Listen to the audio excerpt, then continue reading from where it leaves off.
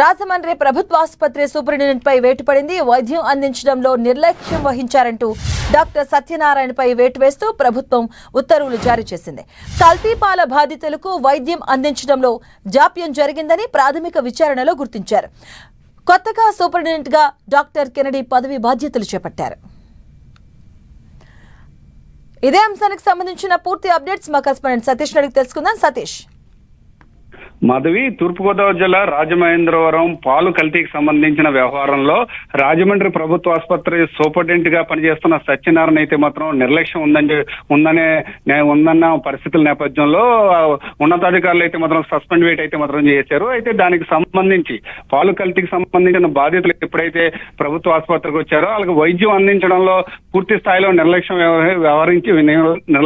వ్యవహరించడంతో విచారణలో తేలడంతో అయితే సత్యనారాయణపై వేట్ అయితే పడింది.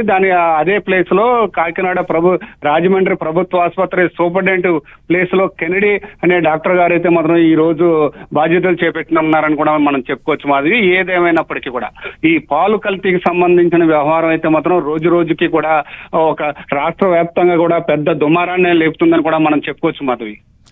Thank you Satish.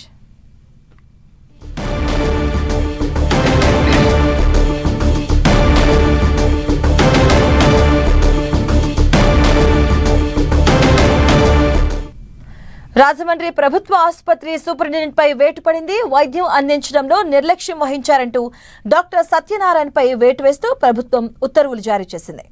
కల్తీపాల బాధితులకు వైద్యం అందించడంలో జాప్యం జరిగిందని ప్రాథమిక విచారణలో గుర్తించారు. ఇక కొత్త సూపరింటెండెంట్గా డాక్టర్ కెనడీ పదవి బాధ్యతలు చేపట్టారు.